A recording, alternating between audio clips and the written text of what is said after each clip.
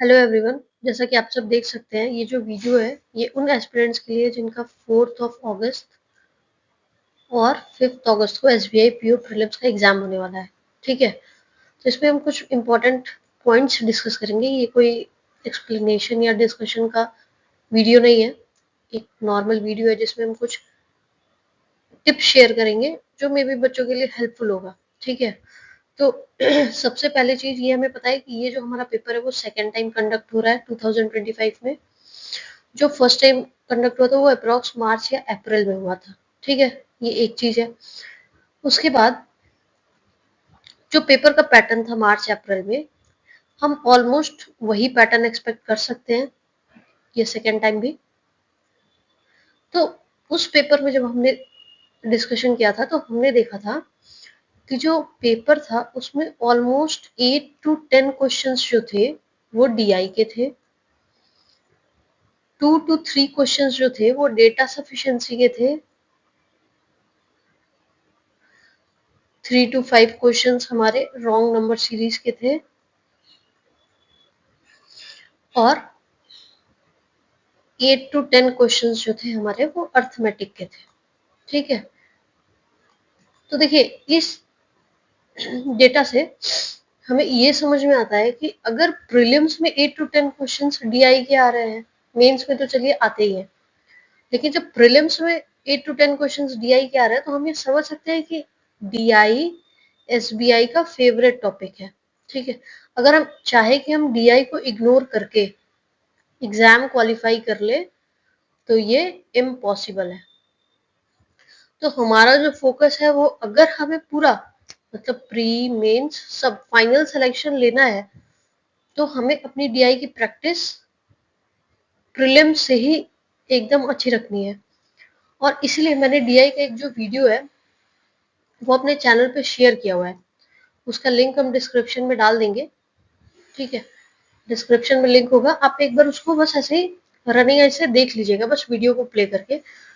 May be वो आपके कल या परसों एग्जाम में कुछ हेल्पफुल हो जाए। तो कहने का मतलब ये है कि एक तो डीआई है, दूसरा डेटा सफिशिएंसी, तीसरा रॉन्ग नंबर सीरीज, चौथा अर्थमेटिक है। देखिए, जो डेटा सफिशिएंसी क्वेश्चन है ये थोड़े टाइम टेकिंग होते हैं, क्योंकि इनमें क्या होता है, हमारे पास मान लीजिए एक स्टेटमेंट होती है, दो स्टेटमेंट होती है। मान लीजिए ये एक पूरा एक क्वेश्चन हो गया, ये एक पूरा मान लीजिए इसमें हमें बोट एंड स्ट्रीम के क्वेश्चंस दे दिए। ठीक है, और इसमें कोई वैल्यू भी आ जाती है कभी कभी। कभी कभी क्या होता है कि किसी दूसरे टॉपिक का एक दूसरा क्वेश्चन दे दिया तो हमारे पास दो क्वेश्चन हो जाते हैं जो हमें पूरे सॉल्व करने पड़ते हैं, तो इससे हमें हमारा टाइम ज्यादा लगता है।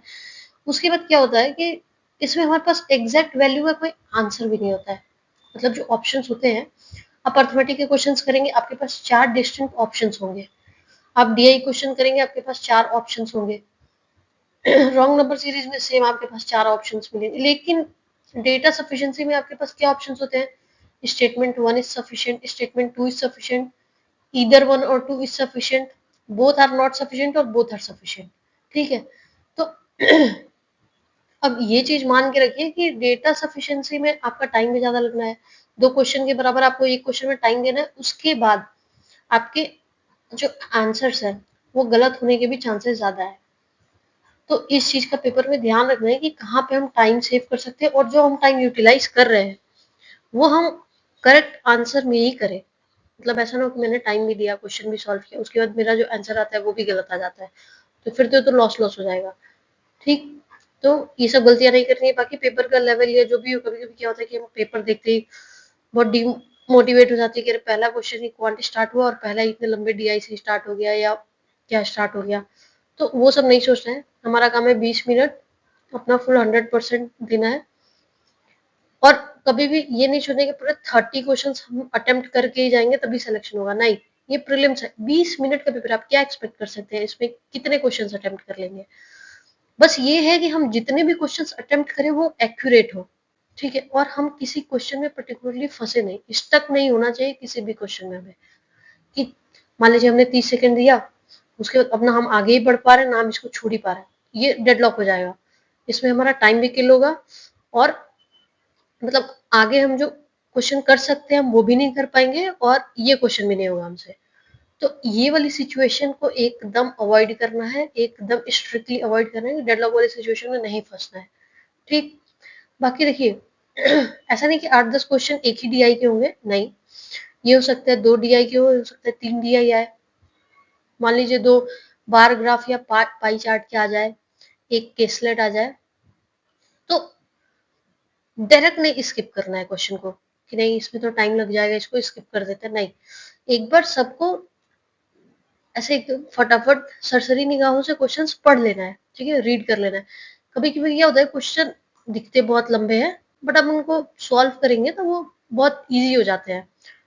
तो डीआई पे ध्यान देना है, बिल्कुल 8 से 10 सवाल एक बार में स्किप नहीं करना है, इस चीज का खास ध्यान रखना है। डेटा सफिशिएंसी पे फोकस देना है, डिसाइड करना है कि नहीं करना है। उसके बाद जो रॉन्ग नंबर सीरीज है, बिल्कुल इसमें आपको टाइम देना है, ये बिल्कुल डुएबल होते हैं, ये करना है, हो सकता है इसकी जगह पे मिसिंग आ जाए, वो थोड़ा सा इजी होते हैं, बट क्या है, पीओ प्री का हम पेपर दे रहे हैं तो पेपर का लेवल इजी तो हम नहीं एक्सपेक्ट कर सकते हैं, तो ठीक है, मतलब ये डुएबल हो सकता है। और बाकी जो 8 से 10 अर्थमेटिक होते हैं, ये देखिए डुएबल तो ये पूरा पेपर ही होगा, लेकिन क्या होगा, इन 8 से 10 सवाल में 5 से 6 नॉर्मल क्वेश्चन होंगे, 2 से 3 होंगे जो आपसे होंगे लेकिन आपका टाइम कंज्यूम करेंगे। तो वो देखना है कि कौन सा आपको अटेम्प्ट करना है और कौन सा आपको स्किप करना है। ठीक। तो बस यही था, पेपर में एकदम नर्वस नहीं होना है। पेपर आधा बनता है आपकी नॉलेज चेक करने के लिए, आधे बनते हैं आपकी साइकोलॉजी चेक करने के लिए। ठीक है, तो इस ट्रैप में बिल्कुल नहीं फंसना है, पेपर अच्छे से अटेम्प्ट करना है, सारे सब्जेक्ट्स अच्छे से अटेम्प्ट करने हैं।